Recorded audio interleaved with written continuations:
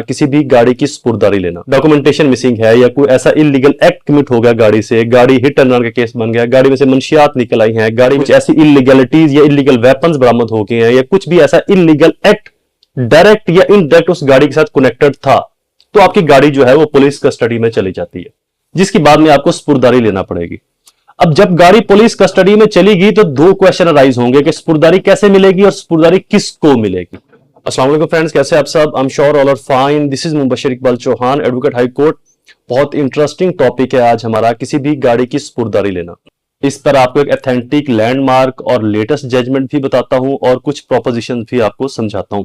स्पुर्दारी कब ली जाती है? जब भी आपकी गाड़ी थाने के अंदर बंद हो जाए, किसी शक शुबे में, किसी एफआईआर में नॉमिनेट हो जाए, आपकी गाड़ी किसी भी मुकदमे में बंद हो जाए, चोरी की सूरत में, मशकूक होने की सूरत में, किसी एफआईआर में नाम आ गया उसका, डॉक्यूमेंटेशन मिसिंग है या कोई ऐसा इलीगल एक्ट कमिट हो गया गाड़ी से, गाड़ी हिट एंड रन का केस बन गया, गाड़ी में से मंशियात निकल आई हैं, गाड़ी में से कुछ ऐसी इलीगलिटीज या इलीगल वेपन्स बरामद हो गए हैं या कुछ भी ऐसा इलीगल एक्ट डायरेक्ट या इनडायरेक्ट उस गाड़ी के साथ कनेक्टेड था, तो आपकी गाड़ी जो है वो पुलिस कस्टडी में चली जाती है, जिसके बाद में आपको स्पुर्दारी लेना पड़ेगी।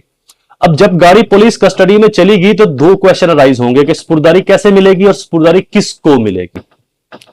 इन दोनों क्वेश्चंस को ऑनरेबल लॉर्डशिप ने इस जजमेंट के अंदर बहुत खूबसूरती के साथ डिस्क्राइब किया है कि गाड़ी किसको मिलेगी और किन सूरत में या किस सूरत में मिलेगी।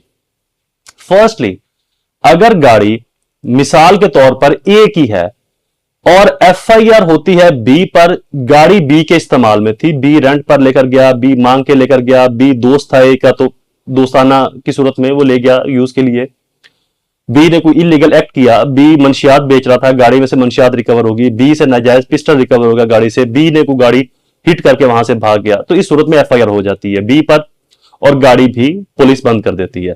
तो अब ए गाड़ी की स्पुर्दारी करवा सकता है, ए को गाड़ी की स्पुर्दारी मिल सकती है, गाड़ी को ए के हवाले किया जाएगा, ये लॉ कहता है। किस जजमेंट में बताता हूं आपको। सेकेंडली, ए से इटसेल्फ ही कोई क्राइम या कुछ मिसबिहेव हो जाता है, इलीगलिटी कमिट हो जाती है, तो अब क्या होगा?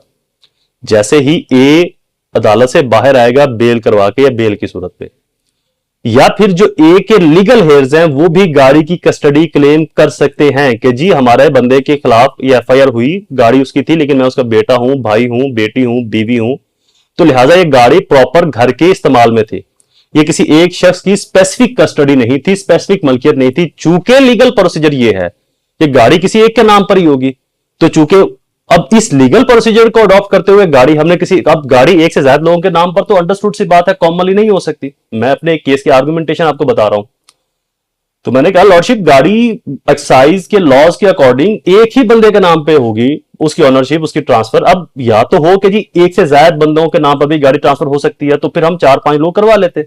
अब गाड़ी मेरी है, मेरे भाई के नाम पे ट्रांसफर है, मेरी बहन के नाम पे ट्रांसफर है, हस्बैंड के नाम पे ट्रांसफर है, वाइफ के नाम पर उसकी ऑनरशिप है, बेटे के नाम पर है, बेटी के नाम पर है, वो बंदा स्पेसिफिक क्राइम के अंदर इन्वॉल्व हो जाता है, तो इसमें गाड़ी का क्या कसूर है? गाड़ी ने तो नहीं उकसाया था कि जुर्म करो, लिहाजा ये गाड़ी चूंकि हमारी फैमिली की, हमारे घर की जरूरत है, तो यह हमारे हवाले की जाए। इस सूरत में भी आप गाड़ी की स्पुर्दारी अवेल कर सकते हैं। एक दूसरी, जिसने क्राइम कमिट किया है, जिसकी गाड़ी है, वो जेल से जब बाहर आ जाए बेल करवा के, वो तब भी गाड़ी की स्पुर्दारी ले सकता है। अब आते हैं जजमेंट पर। इस पर एक स्पेसिफिक ऑनरेबल लॉर्डशिप की जजमेंट है 2023 SCMR 711 711 पेज नंबर है, जिस जजमेंट में गाड़ी एफआईआर स्पुर्दारी के जो लॉज हैं उनको बहुत ज्यादा डिटेल के साथ एक्सप्लेन किया गया, डिस्क्राइब किया गया है कि कब, कहां, कैसे, किसको गाड़ी आप दे सकते हैं। इस जजमेंट का यूज करके आप अपनी गाड़ी की स्पुर्दारी कहीं पर भी, किसी भी रीजन में, किसी भी वजह से करवा सकते हैं। अगर वो डायरेक्ट भी इन्वॉल्व है किसी क्राइम के अंदर एफआईआर में, उसकी मैंने आपको पहले लिमिटेशन बता दी कि अगर वो गाड़ी डायरेक्ट इन्वॉल्व है तो किन किन सूरतों में आप as a legal heir, as a मालिक करवा सकते हैं और बाद में किस सूरत में एज अ लीगल हेयर भी आप स्पुर्दारी गाड़ी की ले सकते हैं। Video is complete. दोबारा हाजिर होऊंगा किसी और इंफॉर्मेटिव वीडियो के साथ, तब तक मुझे अपनी दुआओं में जरूर याद रखें। अल्लाह ताला आप सबका हामी नासिर हो। वस्सलाम।